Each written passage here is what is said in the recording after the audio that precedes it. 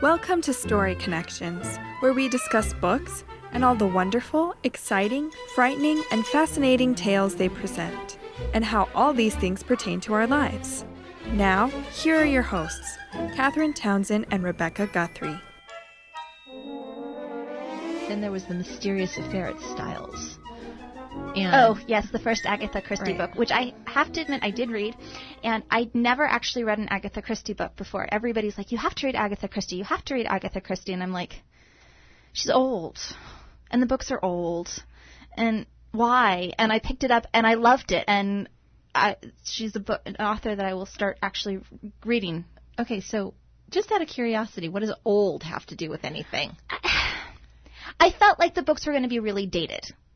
Like they weren't going to be relevant. And I don't mean relevant in a snotty, literary, cultural kind of, it's not relevant. But like, okay, so I had a hard time reading Sherlock Holmes because the language, even though I am an English lit major, I had to actually work to read that book because I had to actually translate in my head what they were talking about.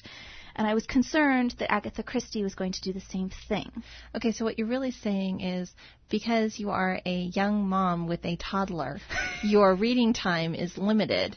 Yes. And so you weren't sure that you wanted to spend it reading a classic. Yes. Because you were not positive that the classic was going to be sufficiently satisfying. Yes. Okay. And? I really enjoyed it. Okay. My grandparents have a big thing for Poirot. There's a TV show that's based on that, and I had seen a couple episodes because I visit my grandparents on a regular basis, and this show has been on for forever because I remember watching some of it when I was little, and I never really got it because I think it's a little more sophisticated than 8-year-old me could understand. Right. Which is part of why I was very hesitant to read it because I remembered the TV series, and I was like, it was boring, and they had British accents. Okay. Because it was done by the BBC, which is part of why I was hesitant. But I really, really, really enjoyed it. So if you have not read Agatha Christie, and you are a mother of a toddler who's not sleeping, this is a good book to read because it's actually enjoyable. Entertaining. Okay. So you want to give a really quick plot summary? Okay, so a really quick plot summary. There's a murder. They're trying to figure out who did it. The person that they thought did it has an alibi that's really very solid, and so they end up convicting No, they didn't convict. Sorry, you're right. I'm sorry. They ended up trying. So the woman who died, stepson, is at trial, and Poirot is the detective. He's a Belgian detective who's working to try to figure out what happened, and he's really very funny. The writing is very clever, and you could sort of see him prancing around as he's doing all of this. And he really was prancing. He'd talk about how he's short and Belgian and prancing. And so at the end of the book, there's a twist that I have to admit I did not see coming. And I don't know if I didn't see coming because I was sleep deprived when I was reading it or if I didn't see the twist coming because it's actually a good twist. But either way, I did not see it coming.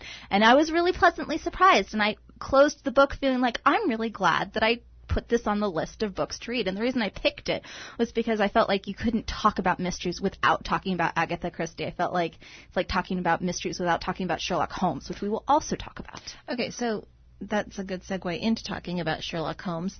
The thing about the Sherlock Holmes books is that Sir Arthur Conan Doyle did not follow the conventions that we have started to expect from mystery writers. So you don't necessarily get clues going along that let the reader be able to figure out who did what. Right. Well, one of the things everybody knows who Sherlock Holmes is, and he's sort of having a moment right now between the BBC and there's a TV show called Elementary on CBS right now that has a modern-day Sherlock Holmes, and Watson is Jane Watson, so she's a girl. But I got the Sherlock Holmes book off. I read it off of the Gutenberg Project because it doesn't have a copyright anymore, so you can go to the Gutenberg Project and .org, and you can get all of these not copyrighted books. And in the middle of the Sherlock Holmes book, it switches to this backstory in Utah in the middle of... You should probably give the title of the book. Oh, I should probably give the title of the book. That would be a good idea. Hold on, I'm pulling it up. Anyways, so they switched to the, well, I'm looking up the title of the Sherlock Holmes book that we read. They switched to, Arthur Conan Doyle switched to the middle of nowhere, Utah. And I actually honestly thought that there had been a mistake in the book. That it wasn't part two. This wasn't part two. Like, I was actually, I was so discombobulated that I went and got a physical copy of the book to make sure that this was not a mistake, because I went to the library and I checked it out because I thought something went wrong. And that was really, it threw me. It really did. So I have to admit that I hadn't read Sherlock Holmes, Arthur Conan Doyle, before this go-around. You can't really live in modern America and not know who Sherlock Holmes is. But, and I'd seen the movies, which does not count at all.